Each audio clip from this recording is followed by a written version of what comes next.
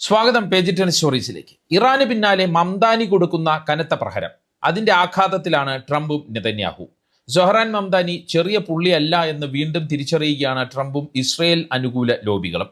ന്യൂയോർക്കിൽ ഒരിക്കൽ കൂടി മംദാനി തരംഗം ആഞ്ഞടിച്ചപ്പോൾ അത് അമേരിക്കൻ രാഷ്ട്രീയത്തിൽ വലിയ മാറ്റങ്ങൾക്കാണ് കളമൊരുക്കുന്നത് എന്ന് തന്നെ പറയാം. മംദാനി പിന്തുണച്ച 3 സ്ഥാനാർത്ഥികളുടെ വിജയം 3 വിഭാഗങ്ങൾക്കാണ് ഒരുപോലെ തിരിച്ചടിയാകുന്നത്. ഒന്ന്, ഡെമോക്രാറ്റിക് പാർട്ടിയിലെ വലതുപക്ഷക്കാർക്ക്, അതായത് ഇസ്രയേൽ അനുകൂലികൾക്ക്. 2, ട്രംപിന്. പക്ഷേ ഏറ്റവും അധികം ബാധിച്ചിരിക്കുന്നത് നെതന്യാഹുവിനെയും ഇസ്രയേൽ അനുകൂല ലോബിയെയുമാണ്. കാരണം മംദാനി പക്ഷക്കാരായി വിജയിച്ചു വന്നവരെല്ലാം കടുത്ത ഇസ്രയേൽ വിരുദ്ധരാണ്. അതുമാത്രമല്ല പലസ്തീൻ അവകാശങ്ങൾക്ക് വേണ്ടി വാദിക്കുന്നവരുമാണ്. അതുകൊണ്ട് തന്നെ മംദാനി പക്ഷത്തിന്റെ ഈ മുന്നേറ്റം അമേരിക്കയിലെ പ്രമുഖ പാർട്ടികളിൽ എല്ലാ കാലത്തും സ്വാധീനം ചെലുത്തുന്ന ജൂത കുത്തക ലോബിയുടെ തകർച്ചയുടെ തുടക്കം കൂടിയാണ് എന്നാണ് വിലയിരുത്തപ്പെടുന്നത്. ഇസ്രയേൽ അനുകൂല സംഘടനയായ ഐപാക്ക് മംദാനിയുടെ സ്ഥാനാർത്ഥികളെ തോൽപ്പിക്കാൻ കോടികൾ ഇറക്കിയിട്ടും ഫലമുണ്ടായില്ല. എന്നിടത്താണ് അമേരിക്കൻ രാഷ്ട്രീയം ഇപ്പോൾ എത്തി നിൽക്കുന്നത്. ഇത് അമേരിക്കയിൽ വളർന്നു വരുന്ന പലസ്തീൻ അനുകൂല നിലപാടിന്റെയും ഇടതുപക്ഷ സ്വാധീനത്തിന്റെയും തെളിവാണ് എന്നാണ് രാഷ്ട്രീയ നിരീക്ഷകർ വിലയിരുത്തുന്നത്. മംദാനി പക്ഷത്തിന്റെ നേട്ടം അമേരിക്കൻ രാഷ്ട്രീയത്തിൽ ഉണ്ടാക്കുന്ന ചലനങ്ങളുടെ സൂക്ഷ്മ വശങ്ങളെ വിവിധ റിപ്പോർട്ടുകളുടെ അടിസ്ഥാനത്തിൽ വിശദമായി വിലയിരുത്തുകയാണ് ഈ വീഡിയോയിലൂടെ. ആദ്യം സൊഹ്റാൻ മംദാനിയുടെയും കൂട്ടരുടെയും വിജയം എങ്ങനെയാണ് ഇസ്രയേലിനും ജൂത ലോബിക്കും കനത്ത തിരിച്ചടിയാകുന്നത് എന്നത് പരിശോധിക്കാം. ഇസ്രയേൽ ലോബി അല്ലെങ്കിൽ ജൂത കുത്തകകൾ എല്ലാ കാലത്തും അമേരിക്കൻ രാഷ്ട്രീയത്തിൽ നിർണായക ശക്തികളാണ്. ഡെമോക്രാറ്റുകൾ ജയിച്ചാലും റിപ്പബ്ലിക്കൻസ് ജയിച്ചാലും സ്വാധീന ശക്തിയായി ഇസ്രയേൽ ലോബി കൂടെ ഉണ്ടാകും. ആര് ജയിച്ചാലും ഇസ്രയേൽ അനുകൂലമായിരിക്കണം കാര്യങ്ങൾ എന്നുള്ളതാണ് അവരുടെ തീരുമാനം. അതിനുവേണ്ടി ഡെമോക്രാറ്റുകളുടെയും റിപ്പബ്ലിക്കൻസിലെയും ഇസ്രയേൽ അനുകൂല സ്ഥാനാർത്ഥികളെ വിജയിപ്പിക്കാൻ ഈ ലോബി കോടികൾ ഇറക്കുകയും ചെയ്യും. അതിലൂടെ അവർ വിജയിക്കുകയും ചെയ്യുന്നതായിരുന്നു പതിവ്. ആ പതിവാണ് ഡെമോക്രാറ്റിക് പ്രൈമറിയിൽ തെറ്റിയിരിക്കുന്നത്. അല്ല, സൊഹ്റാൻ മംദാനി എന്ന പുത്തൻ തലമുറ നേതാവ് മാറ്റം വരുത്തിയിരിക്കുന്നത് അല്ലെങ്കിൽ തെറ്റിച്ചിരിക്കുന്നത് എന്ന് തന്നെ പറയാം. അമേരിക്കയിൽ ഏറ്റവും കൂടുതൽ ജൂത ജനസംഖ്യയുള്ള സംസ്ഥാനമാണ് ന്യൂയോർക്ക്. ഒപ്പം പരമ്പരാഗതമായി ഡെമോക്രാറ്റുകൾക്ക് സ്വാധീനമുള്ള മേഖലയുമാണ് ന്യൂയോർക്ക്. അതുകൊണ്ട് തന്നെ ഇവിടുത്തെ ഡെമോക്രാറ്റിക് നേതാക്കളെല്ലാം ഇസ്രയേൽ പക്ഷക്കാരാണ്. ആ പക്ഷത്തിനെയാണ് മംദാനിയുടെ പലസ്തീൻ അനുകൂലിക്കുന്ന അല്ലെങ്കിൽ പലസ്തീൻ അനുകൂല ജനാധിപത്യ സോഷ്യലിസ്റ്റ് പക്ഷം തോൽപ്പിച്ചത്. വലിയ രാഷ്ട്രീയ അട്ടിമറിയാണ് ന്യൂയോർക്കിൽ നടന്നത് എന്ന് തന്നെ പറയാം. മംദാനി പിന്തുണച്ച സ്ഥാനാർത്ഥികൾ നേരിട്ട് തോൽപ്പിച്ചത് ഇസ്രയേൽ ലോബിയുമായി ശക്തമായ ബന്ധമുള്ള 2 പ്രമുഖ ഡെമോക്രാറ്റിക് സിറ്റിംഗ് എംപിമാരെയാണ് എന്നതാണ് അതിലെ ഏറ്റവും ശ്രദ്ധേയമായ കാര്യം. അതിൽ 13-ാം മണ്ഡലത്തിൽ 5 തവണ തുടർച്ചയായി ജയിച്ച അഡ്രിയാനോ എസ്പയത്തിനെ മംദാനി പക്ഷത്തെ 32 വയസ്സുകാരിയായ ദരിയാലിസ് ആവിലെ ഷെവലിയർ അട്ടിമറിക്കുകയായിരുന്നു. ഇവർ കൊളംബിയൻ യൂണിവേഴ്സിറ്റി വിദ്യാർത്ഥിനിയും പലസ്തീൻ അവകാശ പ്രക്ഷോഭകാരിയുമാണ്.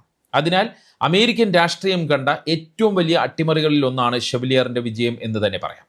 10-ാം മണ്ഡലത്തിൽ 2 തവണയായി എം പി ആയ ഡാൻ ഗോൾഡ്മാനെ മംദാനിയുടെ അടുത്ത അനുയായിയായ ബ്രാഡ് ലാൻഡർ 30% വോട്ടുകൾക്കാണ് തോൽപ്പിച്ചത്.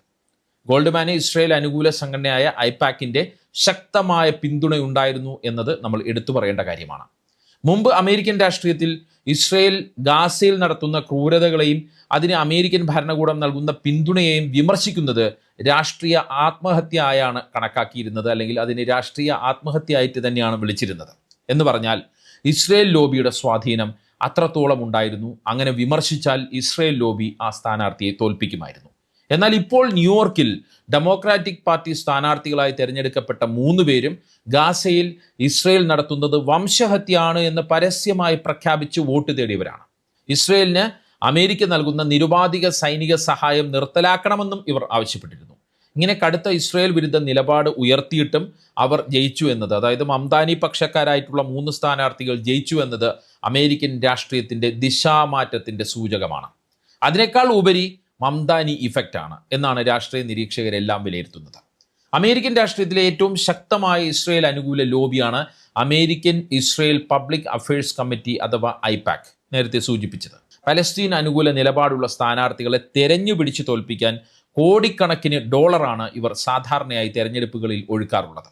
സൂപ്പർ പാക്ക് സംഘടനകൾ വഴിയാണ് ഐപാക്ക് ഇങ്ങനെ ഫണ്ട് ഒഴുക്കുന്നത്. സൂപ്പർ പാക്കുകൾ എന്നാൽ അമേരിക്കൻ തെരഞ്ഞെടുപ്പിൽ രാഷ്ട്രീയ പാർട്ടികൾക്കോ സ്ഥാനാർത്ഥികൾക്കോ വേണ്ടി കോടിക്കണക്കിന് രൂപ പിരിക്കാനും ചെലവഴിക്കാനും നിയമപരമായ അനുമതിയുള്ള വമ്പൻ രാഷ്ട്രീയ ഫണ്ടിംഗ് സംഘടനകളാണ്.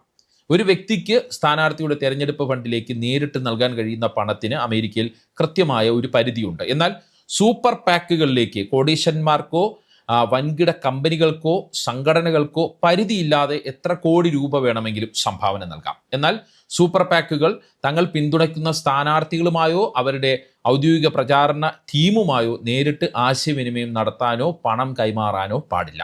അതേസമയം ഈ സ്ഥാനാർത്ഥി ജയിക്കാൻ വേണ്ടി സ്വന്തം നിലയിൽ TV പരസ്യങ്ങൾ ചെയ്യാം, സോഷ്യൽ മീഡിയ ക്യാമ്പയിനുകൾ നടത്താം, എതിർ സ്ഥാനാർത്ഥിയെ വ്യക്തിഹത്യ ചെയ്യുന്ന പരസ്യങ്ങൾ നൽകാനും സൂപ്പർ പാക്കുകൾക്ക് പൂർണ്ണമായ സ്വാതന്ത്ര്യമുണ്ട്. ഇങ്ങനെയുള്ള സൂപ്പർ പാക്ക് സംഘടനകൾ വഴിയാണ് ഇസ്രയേൽ ലോബി മംദാനി പക്ഷത്തെ തോൽപ്പിക്കാൻ നോക്കിയത്. അതുകൊണ്ട് തന്നെ തെരഞ്ഞെടുപ്പ് പ്രചാരണത്തിനിടയിൽ സൊഹ്റാൻ മംദാനി ഈ ഐപാക്ക് സംഘടനയെ രാക്ഷസന്മാർ എന്ന് വരെ വിളിച്ചിരുന്നു. അത് വലിയ വിവാദവുമായി. മംദാനിയുടെ ഈ പ്രയോഗം ജൂതവിരുദ്ധതയാണ് എന്ന രീതിയിൽ എതിർപക്ഷം രാഷ്ട്രീയ പ്രചാരണ ആയുധമാക്കിയിരുന്നു. പക്ഷേ എന്നിട്ടും ഇസ്രയേൽ ലോബിയുടെ ഈ പണക്കൊഴുപ്പിനെയും സ്വാധീനത്തെയും ജനകീയ അടിത്തറ കൊണ്ട് മംദാനി പക്ഷം അതിജീവിച്ചു എന്നതാണ് ശ്രദ്ധേയ കാര്യം. അത് ജൂത കുത്തകകൾക്ക് ഉണ്ടാക്കി കൊടുത്തിരിക്കുന്ന ക്ഷീണം ചെറുതല്ല എന്ന് തന്നെയാണ് വിലയിരുത്തൽ. ഈ ഘട്ടത്തിൽ മറ്റൊരു കാര്യം മനസ്സിലാക്കേണ്ടത്, ജൂത ലോബി എന്നൊക്കെ നമ്മൾ പറയുമ്പോൾ അതിൽ സാധാരണക്കാരായ അമേരിക്കൻ ജൂതർ ഇല്ല എന്നുള്ള കാര്യം കൂടി മനസ്സിലാക്കണം. അതായത് അമേരിക്കൻ ജൂത സമൂഹം മുഴുവൻ ഇസ്രയേൽ സർക്കാരിൻ്റെ നയങ്ങളെ, പലസ്തീൻ വിരുദ്ധ നയങ്ങളെ കണ്ണടച്ച് പിന്തുണയ്ക്കുന്നവരാണ് എന്ന ധാരണ തെറ്റാണ്. അത് തെളിയിക്കുകയാണ് ഈ ഡെമോക്രാറ്റിക് പ്രൈമറി എന്ന് പറയാം. ന്യൂയോർക്കിലെ ജൂത സമൂഹത്തിനിടയിൽ ഇസ്രയേൽ ഗാസ വിഷയത്തിൽ കടുത്ത ഭിന്നതയുണ്ട്, ഇറാൻ വിഷയത്തിലും കടുത്ത ഭിന്നതയുണ്ട്. പഴയ തലമുറയിലെ ജൂതന്മാർ പരമ്പരാഗതമായി ഇസ്രയേൽ അനുകൂല നിലപാട് സ്വീകരിക്കുമ്പോൾ പുതിയ തലമുറയിലെ ചെറുപ്പക്കാരായ ജൂതന്മാർ ഇസ്രയേലിൻ്റെ ഗാസ ക്രൂരതയ്ക്ക് പൂർണ്ണമായും എതിരാണ്. മംദാനി പക്ഷത്തേക്ക് വലിയ രീതിയിൽ ജൂത വിഭാഗത്തിൻ്റെ വോട്ട് ഒഴുകുന്നത് ഈ യുവ ജൂത വോട്ടർമാരിലൂടെയാണ്. മാത്രമല്ല മംദാനി പക്ഷത്ത് നിന്ന് ജയിച്ച ബ്രാഡ് ലാഡർ ഒരു ജൂതനാണ്. ഇസ്രയേൽ നിലപാടുകളെ ശക്തമായി എതിർക്കുന്ന ഇദ്ദേഹത്തെ തോൽപ്പിക്കാൻ വേണ്ടിയാണ് ഞാൻ നേരത്തെ പറഞ്ഞ സംഘടനയായ ഐപാക്ക് ഏറ്റവും അധികം പണമിറക്കിയത്. പലസ്തീനുകളുടെ മനുഷ്യാവകാശത്തിന് വേണ്ടി കോൺഗ്രസിൽ ശബ്ദമുയർത്തുന്ന ജൂത പ്രതിനിധിയായിരിക്കും താനെന്നാണ് ബ്രാഡ് ലാഡർ വിജയപ്രസംഗത്തിൽ പറഞ്ഞത്. മാത്രമല്ല മംദാനിയുടെ മേയർ തെരഞ്ഞെടുപ്പിൽ എന്ന പോലെ പ്രൈമറിയിലും പ്രമുഖ പുരോഗമന ജൂത സംഘടനകളെല്ലാം മംദാനി പക്ഷത്തിനൊപ്പമാണ് നിലകൊണ്ടത്. ഇസ്രയേലിൻ്റെ നയങ്ങളെ വിമർശിക്കുന്നത് ജൂതവിരുദ്ധതയല്ല എന്ന് ജൂതരെ ബോധ്യപ്പെടുത്താൻ ഈ ചെറിയ സംഘടനകൾക്കായി, അതായത് പണക്കൊഴുപ്പില്ലാത്ത സംഘടനകൾക്കായി, പുരോഗമന സംഘടനകൾക്കായി. മറ്റൊരു കാര്യം, സാധാരണ ജൂത വോട്ടർമാർക്ക് ഇസ്രയേൽ വിഷയം എന്നതുപോലെ തന്നെ പ്രധാനപ്പെട്ടതായിരുന്നു ഭവന പ്രതിസന്ധി പോലുള്ള അടിസ്ഥാനപരമായിട്ടുള്ള സാധാരണക്കാർക്ക് ആവശ്യമായ പ്രശ്നങ്ങൾ. ഈ വിഷയങ്ങളിൽ വ്യക്തമായ സോഷ്യലിസ്റ്റ് നയങ്ങൾ മുന്നോട്ട് വെച്ച മംദാനി പക്ഷത്തെ സ്വീകരിക്കാൻ അതുകൊണ്ട് തന്നെ സാധാരണക്കാരായ ജൂതന്മാർ തയ്യാറായി എന്നാണ് വിലയിരുത്തേണ്ടത്. അതായത് കോടീശ്വരന്മാരായ ജൂത വ്യവസായികളും ഐപാക്ക് പോലുള്ള വൻകിട ലോബികളും ഇസ്രയേൽ അനുകൂലികൾക്ക് വേണ്ടി പണമൊഴുക്കിയപ്പോൾ ന്യൂയോർക്കിലെ ഭൂരിപക്ഷം വരുന്ന സാധാരണ ജൂതന്മാർ സ്വന്തം മനസാക്ഷി അനുസരിച്ച് പുരോഗമന പക്ഷക്കാരായ ഡെമോക്രാറ്റുകൾക്ക് വേണ്ടി നിലകൊണ്ടു എന്നതാണ് മാധ്യമങ്ങൾ തന്നെ വിലയിരുത്തുന്നത്. ഇനി ഡെമോക്രാറ്റിക് പാർട്ടിയിൽ പലസ്തീൻ അനുകൂല സോഷ്യലിസ്റ്റുകൾ ഈ പിടിമുറുക്കുമ്പോൾ അതെങ്ങനെ ട്രംപിന് തിരിച്ചടിയാകും എന്ന് നോക്കാം. സത്യത്തിൽ ഡെമോക്രാറ്റിക് പാർട്ടിയിൽ വലിയൊരു ആഭ്യന്തര തർക്കം തന്നെ ഇപ്പോൾ ഈ മംദാനി പക്ഷത്തിൻ്റെ വിജയത്തോടെ ഉടലെടുത്തിരിക്കുകയാണ്. മംദാനി പക്ഷം പാർട്ടിയിൽ പിടിമുറുക്കുന്നത് വർഷങ്ങളായി പാർട്ടി ഉന്നത സ്ഥാനത്ത് ഇരിക്കുന്ന വലതുപക്ഷ ഡെമോക്രാറ്റുകൾക്ക്, അതായത് ഇസ്രയേൽ അനുകൂലികളായ ഡെമോക്രാറ്റുകൾക്ക് സഹിക്കാൻ പറ്റുന്ന കാര്യമല്ല. പ്രമുഖനായ ഹൗസ് ഡെമോക്രാറ്റിക് ലീഡർ ഹക്കീം ജഫ്രീസ് കടുത്ത വിമർശനമാണ് മംദാനി പക്ഷത്തിനെതിരെ ഉയർത്തുന്നത്. പാർട്ടിയിലെ കെട്ടുറപ്പ് ഇവർ നഷ്ടപ്പെടുത്തുന്നു എന്നതാണ് ജഫ്രീസിന്റെ പ്രധാന വിമർശനം. പാർട്ടിയിലെ ഈ പ്രശ്നങ്ങൾ ഇടക്കാല തെരഞ്ഞെടുപ്പിൽ റിപ്പബ്ലിക്കൻ പാർട്ടിക്കും ട്രംപിനും ഗുണം ചെയ്യും എന്നാണ് ജഫ്രീസിൻ്റെയൊക്കെ നിലപാട്. എന്നാൽ മംദാനി പക്ഷം അത് ചെവിക്കൊള്ളുന്നില്ല, അതായത് പുരോഗമന പക്ഷം അത് ചെവിക്കൊള്ളുന്നില്ല. സാധാരണ ജനങ്ങൾ തങ്ങൾക്കൊപ്പം നിൽക്കുമെന്നാണ് മംദാനി പക്ഷം പറയുന്നത്. കാരണം ട്രംപിൻ്റെ കുടിയേറ്റ നയത്തിനെതിരെയും ഇറാൻ യുദ്ധത്തിനെതിരെയും പലസ്തീൻ വിഷയത്തിലും കടുത്ത എതിർപ്പാണ് അമേരിക്കയിൽ ഇപ്പോൾ നിലനിൽക്കുന്നത്. റിപ്പബ്ലിക്കൻ പാർട്ടിക്കും ഡെമോക്രാറ്റുകൾക്കും സ്ഥിരമായ സ്വാധീനമില്ലാത്ത സ്വിംഗ് സ്റ്റേറ്റുകളിൽ പോലും ഇടതുപക്ഷ സ്വാധീനവും ഇസ്രയേൽ വിരോധവും ശക്തമാണ് എന്നാണ് പല സർവേകളും പറയുന്നത്. ഇക്കാര്യമാണ് മംദാനി പക്ഷം ചൂണ്ടിക്കാട്ടുന്നത്. ന്യൂയോർക്കിന് പുറത്തുള്ള ക്രിസ് റാബ്, ആദം ഹവാബി പോലുള്ള പല സ്ഥാനാർത്ഥികളും വിജയം നേടിയതും അത് തന്നെയാണ് സൂചിപ്പിക്കുന്നത്. അക്കാര്യവും മംദാനി പക്ഷം ഉയർത്തിക്കാട്ടുന്നുണ്ട്. അതുകൊണ്ട് തന്നെ അമേരിക്കൻ കോൺഗ്രസിലേക്ക് ഇനി എത്തുന്ന കൂടുതൽ ജനപ്രതിനിധികളും ഇസ്രയേലിന്റെ നയങ്ങളെ കടുത്ത ഭാഷയിൽ ചോദ്യം ചെയ്യുന്നവരായിരിക്കും എന്നാണ് വിലയിരുത്തൽ. അമേരിക്കൻ രാഷ്ട്രീയത്തിൽ ഇസ്രയേലിനോടുള്ള അമിതമായിട്ടുള്ള അനുഭാവം ഇനി ഒരു വിജയ ഫോർമുല അല്ല എന്ന സന്ദേശമാണ് മംദാനി പക്ഷത്തിന്റെ വിജയം നൽകുന്നത്. അവിടെയാണ് മംദാനി പക്ഷത്തിന്റെ വിജയം ട്രംപിനും റിപ്പബ്ലിക്കൻ പാർട്ടിക്കും തിരിച്ചടിയായി മാറുന്നത്. പഴയ ഡെമോക്രാറ്റിക് നേതാക്കൾ ട്രംപുമായി പല ഡീലുകൾക്കും തയ്യാറായിരുന്നു. ഇസ്രയേൽ വിഷയങ്ങളിൽ അവർ ഒരുമിച്ച് നിൽക്കുമായിരുന്നു. എന്നാൽ മംദാനി ഗ്രൂപ്പ് പ്രത്യയശാസ്ത്രപരമായി കടുത്ത നിലപാടെടുക്കുന്നവരാണ്. ഇസ്രയേൽ വിരുദ്ധരാണ്. ട്രംപിന്റെ ഒരു നയത്തോടും അവർക്ക് വിട്ടുവീഴ്ചയില്ല.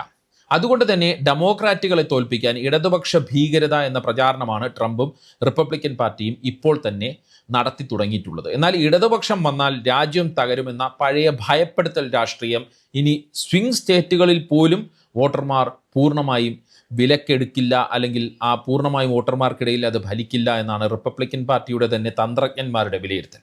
കാരണം ട്രംപ് വരുത്തിവെച്ച ഇറാൻ യുദ്ധബാധ്യതയും വിദേശ നയങ്ങളുടെ തിരിച്ചടികളും ഇടക്കാല തെരഞ്ഞെടുപ്പിൽ റിപ്പബ്ലിക്കൻ പാർട്ടിയുടെ പരാജയത്തിന് പ്രധാന കാരണമായി മാറിയേക്കാമെന്ന ആശങ്കയാണ് റിപ്പബ്ലിക്കൻ പാർട്ടിയിലെ പ്രധാന നേതാക്കൾക്കുള്ളത്. ട്രംപിന്റെ ജനപ്രീതി വലിയ രീതിയിൽ കുറഞ്ഞതും പ്രശ്നമാണ്. മാത്രമല്ല, മംദാനി പക്ഷം ഉയർത്തുന്ന അടിസ്ഥാന വിഷയങ്ങളെ പ്രതിരോധിക്കാൻ റിപ്പബ്ലിക്കൻ പാർട്ടിക്ക് കഴിയുന്നതുമില്ല. ഡെമോക്രാറ്റിക് പാർട്ടിയിലെ മംദാനി പക്ഷക്കാർ മുന്നോട്ട് വയ്ക്കുന്ന സാമ്പത്തിക ഭദ്രത, സൗജന്യ വിദ്യാഭ്യാസം, എല്ലാവർക്കും ആരോഗ്യം, യുദ്ധവിരുദ്ധത തുടങ്ങിയ ജനകീയ വിഷയങ്ങൾ യുദ്ധം കാരണം ജീവിത ചെലവ് കൂടി വലയുന്ന സാധാരണക്കാരെ വലിയ തോതിൽ ആകർഷിക്കുന്നുവെന്നാണ് പല സർവേകളും പറയുന്നത്.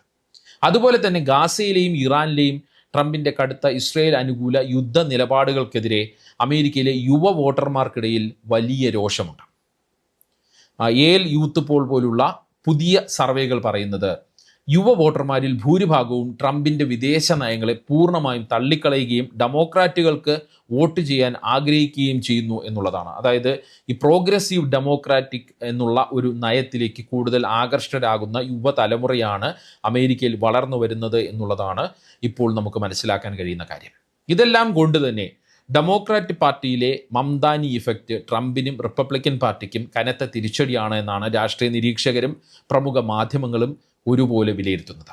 അല്ലെങ്കിൽ തന്നെ ഇറാൻ വിഷയത്തിൽ കൈപൊള്ളി നിൽക്കുകയാണ് ട്രംപ് എന്നതും നമ്മൾ നോക്കിക്കാണണം. ട്രംപിനേക്കാൾ ഉപരി അമേരിക്കയിലെ ഇസ്രയേൽ ലോബിക്കും അതുവഴി നെതന്യാഹുവിനും കൂടിയാണ് മംദാനി തരംഗം തലവേദനയായി മാറുന്നത് എന്ന് തന്നെ വിലയിരുത്താം. പേജ് 10 സ്റ്റോറീസ് വീഡിയോകളെ കുറിച്ചുള്ള അഭിപ്രായം കമൻറ്റ് ചെയ്യുക. മറ്റൊരു സിംപ്ലി ഇൻ ഡെപ്ത് വീഡിയോയുമായി വീണ്ടും കാണാം. നന്ദി, നമസ്കാരം.